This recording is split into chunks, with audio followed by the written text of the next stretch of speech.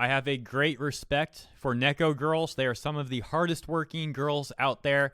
They not only put a lot of time and dedication into their work, but also their appearance, keeping themselves up and helping those around them, those they care about, those they love. They are very dedicated. They are some of the most hardworking women out there. Neko Girls are amazing.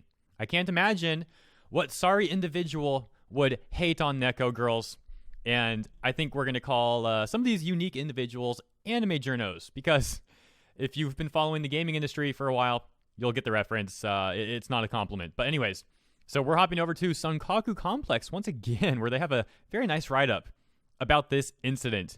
So you have a nice GIF here. You can see Neko Girls, man, they got to go through a lot too. Hardworking, but some people will take advantage of their tails and their ears. Sometimes they'll, we're not going to get into that. But let's just take a look at the article. Self-proclaimed anime website Anime News Network has once again regarded shows that are completely innocent and cute as political and uncomfortable, as the anime adaptation of ENRAGED, NekoPara, was lambasted for having a world full of cat girl slaves.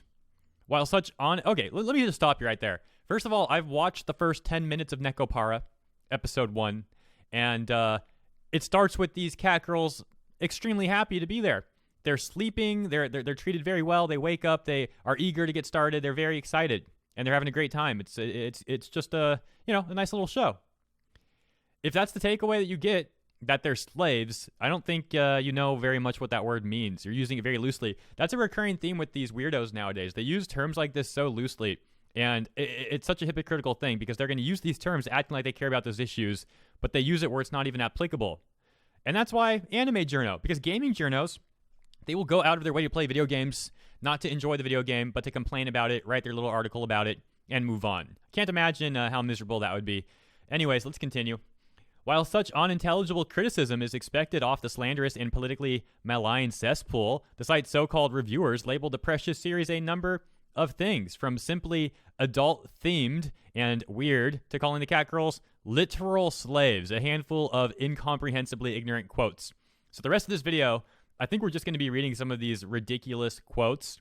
Oh boy, this actually goes on for a while. Well, let's see. If this gets bad enough, I'll just stop and wrap it up. But let's take a look. Let my viewing serve as a warning, then. Once you watch NekoPara, it is impossible to be unwatched. Oh, how clever, man. How clever. Structurally, NekoPara demonstrates its roots largely through this episode's heavy focus on introducing lots of girls. And that's bad. Why? As well as its unabashedly horny world building. Have you never seen anime in general before? Of course, that world building also plays into more general anime trends, like the emphasis on increasingly dependent women, love interests who might want... Dude, what do you... increasingly dependent women? I mean, dude, there's so many anime where the women are like the strongest character. Kill la Kill is an example. It's not the one I was going for, though. I was thinking of... I always forget this anime's name, dude. It's the one with Akame Kill. Akame Kill. There you go. Like, there's other examples we could have, too, so that's a ridiculous statement. So, of course, most of them are serving as waitresses at their master's patisserie. What's bad about them working, man? Is there something wrong about being a waitress? Is that, like, what's your point with that one? I'm going to skip this long one. Actually, let's take a look. The premise also raises all kinds of questions that the series probably is not prepared to ever answer. Since these cats age rapidly by human standards, does that mean that they will only have the lifespan of a normal cat? Where are the male cats? And do these cat girls just reproduce with human males? Clearly they have inferior rights to humans. Oh my gosh, it's just an anime. But how do they feel about that? It is an anime. This kind of fare is not at all intended to be deep. Yes, you're right. It's not. It's just supposed to be a little innocent show. To be fair, it's adapted from, like we said, in ENRAGED, but that's not that. It's not supposed to be a political statement or something. What are you guys thinking it's supposed to be? Oh my gosh. So I will be shocked if the series ever bothers to try addressing them, as you should be. That's not the point of the series. Overall, this is a series which feels like it might have worked better as 8 to 10 minute shorts. It might also have worked better if the production staff had more firmly committed to one or the other of cute appeal and redacted appeal, adult appeal. I have a particular aversion to any anime that makes me feel like I'm supposed to treat its characters less like individuals in a story and more like the subjects of a voyeuristic hidden camera documentary. What? That's just a creepy thing to write. Why would you even write that? What the heck's wrong with you? Forget plot or funny jokes or interesting dialogue or any of the things an anime would usually set out to deliver in its first episode. The only thing NekoPara is concerned with is showing off as many cat girls as possible who all indulge in off-putting cat behaviors. What do you have against cats? Off-putting cat behaviors for the audience's viewing pleasure. Cat girls playing with cat toys? Check. So you're saying that cats playing with cat toys is an off-putting behavior? I'm talking about where they wrote right here, off-putting cat behaviors. And then they cite, playing with cat toys. How is that off-putting? Do you get triggered when you see a cat playing with a toy? What's the matter with you? What is wrong with... Actually, don't answer that. Please do not answer that. Two cats getting annoyed because one wants to touch the other when the other doesn't want it is one thing. By anthropomorphizing them to this degree, it just comes off as an excuse to have girls touching each other with minimal consent. I know someone who's trying to run a convention that failed very badly so far, but maybe you can help them out. Maybe we can get you in touch with them. And finally, let's take a look at this one. I did skip a fair bit, but let's see.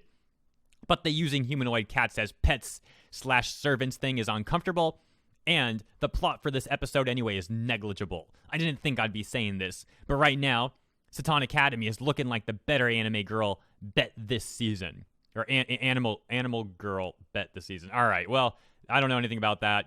I don't even know much about NekoPara, to be honest. I just like looking at these weird write-ups, man. It's funny. It's funny.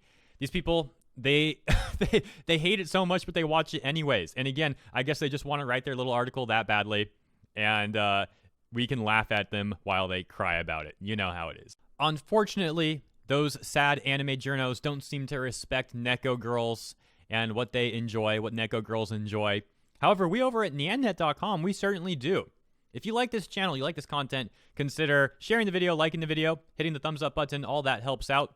And or checking out our website, nyannet.com, for similar coverage to what we talked about in this video. You'll probably enjoy the website if you enjoyed this video. And if you want to support the channel more directly, we also have a donation option on nyannet.com, all the way at the bottom, a PayPal button, easy to use. And of course, in the description of this video, you can become a patron over on Patreon, link down there.